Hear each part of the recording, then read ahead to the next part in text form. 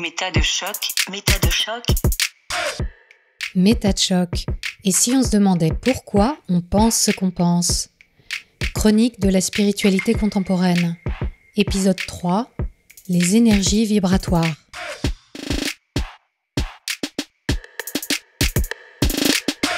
La notion de taux vibratoire ou de niveau énergétique est en droite ligne avec celle de loi de l'attraction que j'ai évoquée en détail dans l'épisode 1.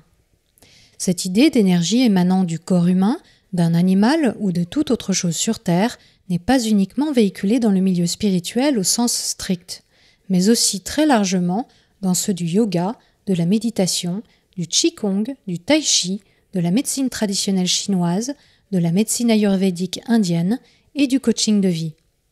Beaucoup de gens disent avoir vécu des expériences de vibration, d'expansion, de dilatation de leur propre corps. Certains affirment voir ou sentir les auras. D'autres ressentent des picotements, de la chaleur, une force de résistance ou une attraction qui serait en lien avec l'énergie émanant d'une personne ou d'une entité invisible. Jacques Salomé, par exemple, auteur à succès sur les relations humaines et la communication, dit avoir découvert les énergies à l'âge de 50 ans. Alors qu'il était dans le désert, assis sur une dune, son corps s'est mis à vibrer, avec la sensation qu'il devenait un capteur de l'énergie tellurique ou cosmique. Il décrit une communication qui circule en dehors des mots, de la présence, en dehors du geste. De nombreux livres de développement personnel, séminaires et vidéos sur YouTube expliquent que notre corps physique émettrait une énergie à un taux vibratoire qui lui serait propre, telle une note de musique qui entrerait en résonance avec ce qui l'entoure. Sa fréquence fluctuerait en fonction de notre état de santé, de nos pensées, mais aussi de notre environnement. Lorsque cette fréquence est basse, on ne se sent pas bien, on n'est pas ouvert, on ressent de la peur, de la colère ou de la tristesse. Lorsque la fréquence est élevée, on a une belle énergie, on est dans la joie et dans l'amour, voire dans un état de transcendance.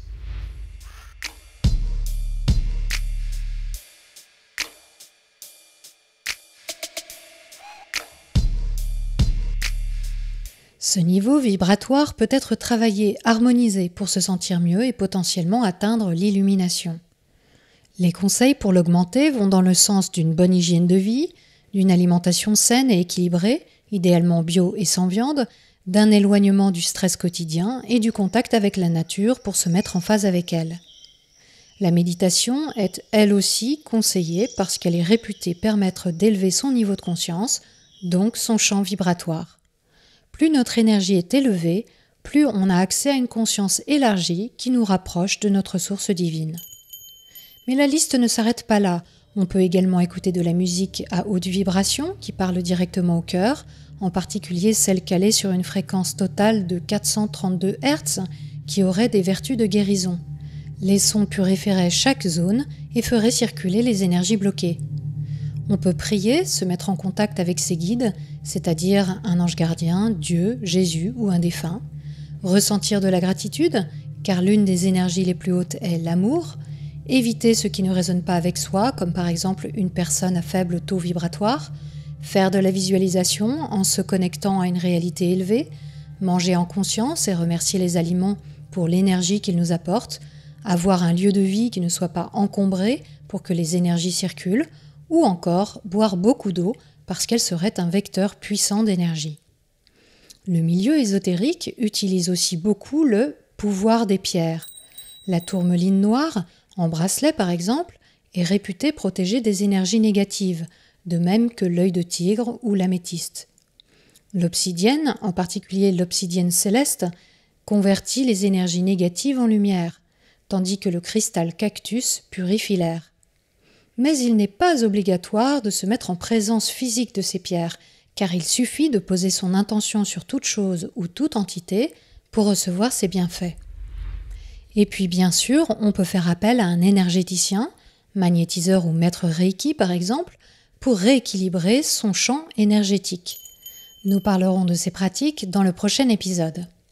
Au bout du compte, le taux vibratoire est présenté comme synonyme de qualité d'être, de qualité de présence. On manifeste une vie plus fluide et on attire à soi des opportunités plus belles et plus positives. En étant moins dans le mental, On va développer son intuition, recevoir plus facilement les messages offerts par les synchronicités par exemple, et notre pensée se manifestera encore plus facilement. On va se maintenir en bonne santé mentale, physique, émotionnelle, et avoir accès à la paix, l'harmonie, la sagesse, manifestation naturelle d'un état supérieur de conscience, d'une plus forte connexion à son essence divine, à son âme. Mais les bienfaits d'une fréquence vibratoire élevée ne s'arrêtent pas à soi. En l'augmentant, on peut devenir une lumière qui, par sa présence, va tirer les autres vers le haut, changer l'équilibre énergétique de sa famille, de son couple et même de la planète. Plus on est nombreux à s'ancrer et à se libérer des croyances limitantes, à envoyer de l'amour et de la compassion, plus on participe au changement de paradigme, à la transformation du monde.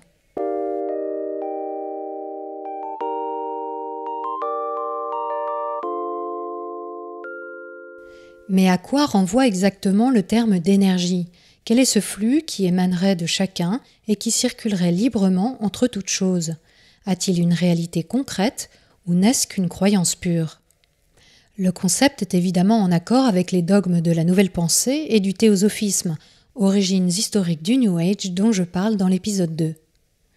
Tout est en tout, c'est-à-dire que toute chose de l'univers est reliée à une source divine unique et chacune de ces choses est l'expression de cette divinité sous une forme particulière qui correspond à un niveau de conscience donné. C'est ainsi que la qualité de nos pensées crée notre réalité en fonction de notre niveau de conscience. Dans le milieu ésotérique, certains mesurent l'auto-vibratoire en unités de bovis, en utilisant un pendule ou des baguettes au-dessus d'une échelle de couleur en arc-en-ciel allant classiquement de 0 à 18 000 bovis. On peut tout mesurer, les aliments, la terre, soi, les végétaux, les minéraux, les objets inanimés, pour identifier si leur énergie est rattachée à un plan physique, énergétique ou spirituel. Mais cette échelle n'est pas clairement définie et un chiffre de 10 000 bovis, par exemple, ne représente pas en tant que tel une vérité absolue. L'objectif est plutôt de mesurer les taux vibratoires de manière relative, en comparant par exemple celui d'un arbre avec celui d'une pierre ou en observant l'évolution de ce chiffre chez une même personne. Il est communément admis dans la communauté, et c'est un fait confirmé par la science, que c'est en réalité notre corps qui fait réagir le pendule ou les baguettes en les orientant sur l'échelle. Notre corps est donc l'outil de mesure de cette énergie de manière inconsciente, ce qui induit que nos propres pensées peuvent influer sur cette mesure. Dans ces conditions, l'échelle de Bovis est loin d'être un outil fiable pour prouver l'existence de ces taux vibratoires. Sont par ailleurs très souvent évoquées les traditions orientales pour expliquer et légitimer l'idée d'énergie, en parlant notamment de chakra et de chi. Mais quand on creuse, on se rend compte que ces concepts, s'ils semblent à première vue converger, ne parlent en fait pas de la même chose et ne sont pas compatibles entre eux. Dans la tradition indienne hindouiste, le yoga décrit 7 chakras ou centres énergétiques spirituels qui vont du périnée au haut du crâne en passant par le cœur et le 3e œil. L'énergie dite Kundalini serait levée à la base de la colonne vertébrale, dans le 1er chakra, et constituerait une puissance infinie présente en chaque être. Le yoga permettrait à la Kundalini de monter comme une sève, activant sur son passage des chakras qui sont chacun dépositaires de pouvoirs secrets endormis. Le chakra de la gorge activerait la clairaudience, le 3e œil la clairvoyance, le chakra couronne la paix suprême et l'union fusionnelle avec l'être cosmique. Les croyants de la spiritualité contemporaine vont plus loin encore, puisqu'ils ajoutent des chakras supplémentaires qui partent dans l'espace et nous relient à notre source divine. Tous ces chakras, lorsqu'ils sont activés, nous ouvrent aux différents niveaux de conscience de l'être. Le chi, quant à lui, est une notion des cultures chinoises et japonaises qui désigne un principe à l'origine de l'univers qui relierait les êtres et les choses entre eux. Il circulerait à l'intérieur du corps par des méridiens qui se recoupent tous en un même centre. La notion de chi est à l'origine de techniques comme l'acupuncture chinoise et le shiatsu japonais, qui consistent à stimuler les points de rencontre des méridiens. Elle a aussi inspiré des exercices physiques et respiratoires comme le tai chi et le qigong. Mais dire que le chi est une énergie est une interprétation purement occidentale, puisque les textes chinois ne parlent, eux, que de souffle ou d'essence. Par ailleurs, tout comme les chakras, le chi et les méridiens sont des concepts que les expériences scientifiques n'ont jamais pu prouver. L'acupuncture, aussi répandue soit-elle, n'a pas d'efficacité au-delà des effets contextuels dont le placebo fait partie. La recherche montre même que poser des aiguilles hors des méridiens donne de mêmes résultats.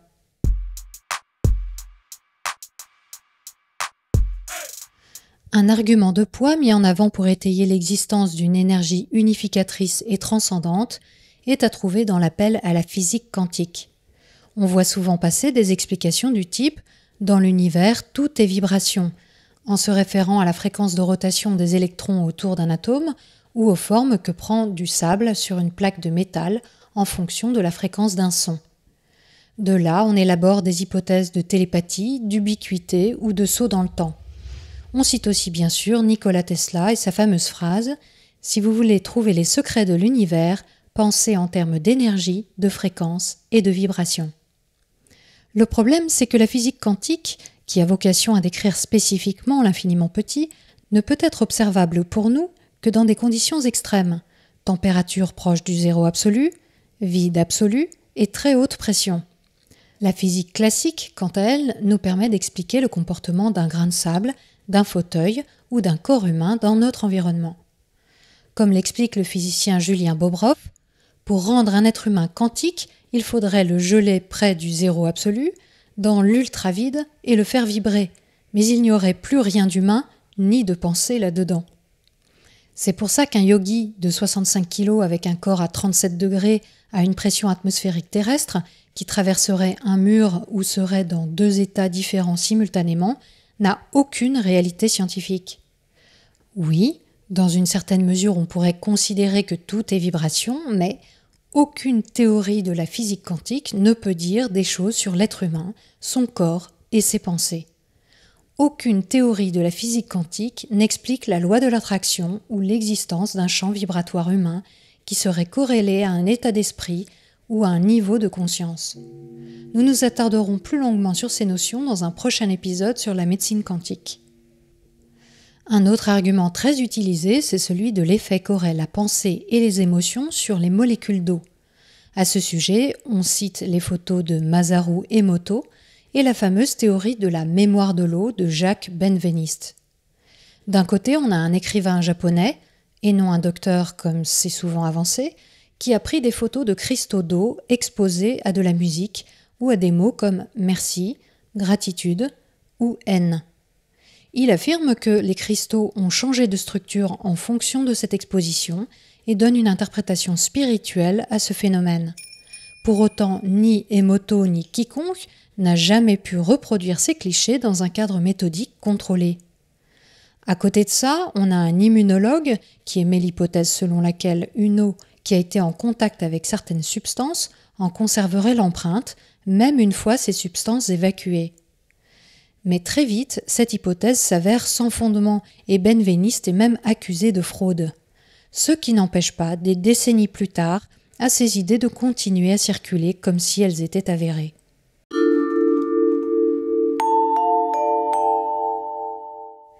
L'idée d'un champ vibratoire émanant de toute chose implique que notre corps physique soit entouré d'une enveloppe énergétique, aussi appelée aura. Certaines personnes disent voir les auras, d'autres les ressentir avec les mains, discernant différentes couches en fonction de la résistance plus ou moins subtile qu'elles offrent au toucher. La médium spirit Ursula Roberts énonce en 1975 que notre corps serait entouré de plusieurs auras à la manière des différentes couches d'un oignon. Elle décrit d'abord le corps éthérique, qui est un simple contour autour de notre corps physique, prenant la forme d'une radiation argentée lorsque l'on est en bonne santé et virant à un gris terne lorsque l'on est fatigué ou malade.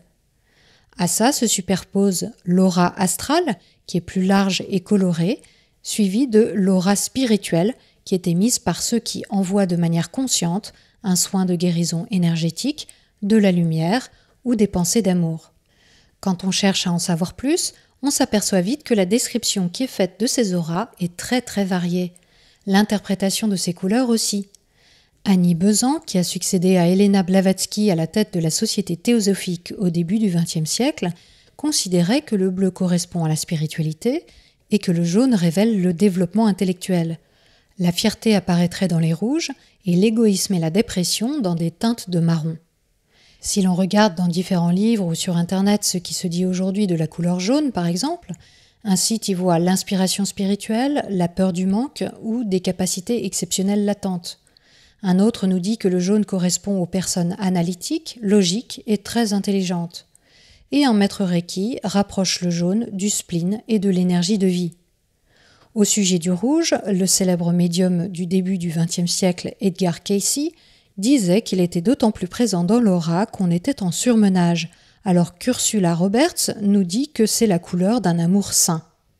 Bref, au vu de toutes ces annonces contradictoires, il devient important de savoir comment la perception des auras pourrait être testée. La science s'est penchée très sérieusement sur la question au travers de différentes expériences. L'une d'elles, appelée le test de la porte, cherche à déterminer si l'aura est effectivement présente dans l'espace qui entoure un corps. L'idée est simple, si l'on peut voir l'aura autour d'une personne, on doit aussi pouvoir la voir lorsque son corps est caché. On place donc une personne derrière un mur, tout proche d'une porte ouverte. Son corps n'est pas visible, mais son aura devrait l'être. Les médiums qui se sont portés volontaires pour faire l'expérience n'ont jamais pu identifier de manière régulière et fiable les moments où une personne se tenait effectivement proche de cette porte et ceux où il n'y avait personne. Certains avancent cependant que les auras pourraient être captées par ce que l'on appelle la photographie Kirlian. Cette méthode, inventée en 1939 par un ingénieur russe, consiste à placer du papier photographique sur une plaque en métal connectée à une alimentation électrique de haut voltage. Par une exposition brève, cette méthode produit effectivement des couches colorées autour par exemple d'un doigt, d'une main, d'une pièce de monnaie ou d'une feuille d'arbre. Mais il y a un hic. Les gens qui voient les auras disent que lors du rapprochement de deux mains par exemple, les énergies de ces mains s'étirent l'une vers l'autre jusqu'à fusionner. Or, avec la méthode Kirlian, si vous mettez face à face deux mains, leurs dessins d'aura se repoussent l'un l'autre, comme on peut s'attendre à l'observer pour deux objets chargés négativement qui entrent en contact. Ce que la photographie Kirlian produit est en fait un phénomène bien connu appelé décharge coronale, générée par la ionisation d'un conducteur chargé électriquement. Rien à voir avec la présence d'une aura éthérique ou astrale.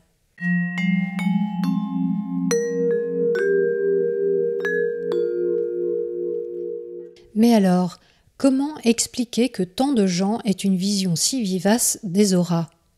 Une étude de 1985 établit que 5% des Islandais ont déjà vu une aura, corroborant un constat précédemment fait aux États-Unis.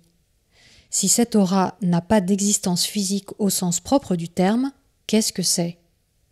Dans les années 90, une équipe de l'université d'Édimbourg a comparé des gens qui voyaient les auras à un groupe contrôle de personnes qui n'en avaient jamais vu. Elle a révélé que le premier groupe avait des scores significativement plus élevés à des tests mettant en exergue la vivacité des perceptions visuelles et l'imagination durant l'enfance.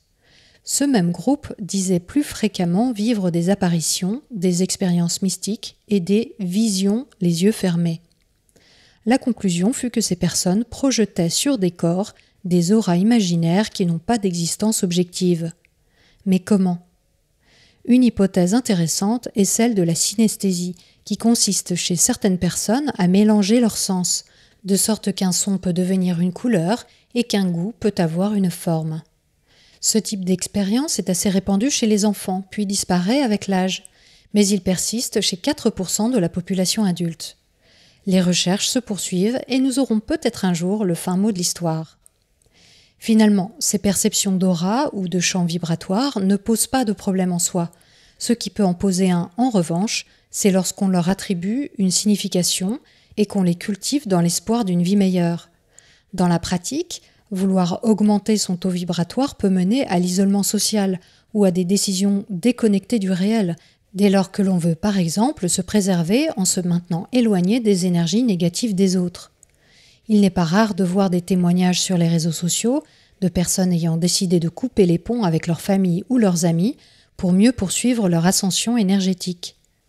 Par ailleurs, le risque est grand de fonder son jugement sur des repères dont nous avons vu qu'ils ne reposent sur aucune réalité tangible, nous amenant à des choix personnels et professionnels radicaux, encouragés par certains coachs de vie et autres gourous autoproclamés du net. Par exemple, de fausses informations circulent sur le fait que les surdoués auraient un niveau de conscience particulièrement élevé, leur occasionnant une hypersensibilité et des problèmes d'adaptation dans la société. Ou encore, il serait possible de soigner un cancer en augmentant son taux vibratoire et en évitant absolument la chimiothérapie qui serait bien connue pour générer des fréquences basses. Pour certains, la quête d'élévation peut devenir obsessionnelle, jusqu'à provoquer des troubles anxieux sévères. En créant une perte de contact avec la réalité, elle représente aussi un facteur aggravant dans le cas de maladies psychiques telles que la paranoïa, la schizophrénie ou les troubles bipolaires.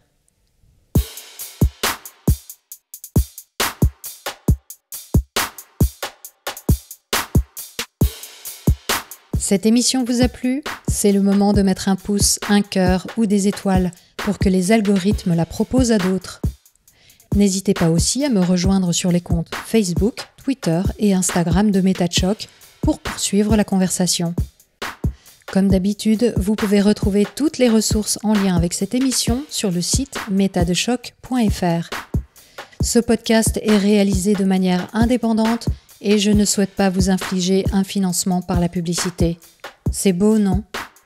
Je remercie tous ceux qui ont fait cette semaine encore un don ponctuel ou mensuel sur la plateforme participative Tipeee. Le lien est en description. Après une petite pause d'une semaine ou deux, la série reprendra avec un épisode que vous êtes nombreux à attendre sur les soins énergétiques. Il y sera question des pratiques de magnétisme, de Reiki et d'Access Consciousness. D'ici là, prenez le temps d'observer la manière dont vous pensez et de la questionner. Vous n'imaginez pas ce que vous pensez.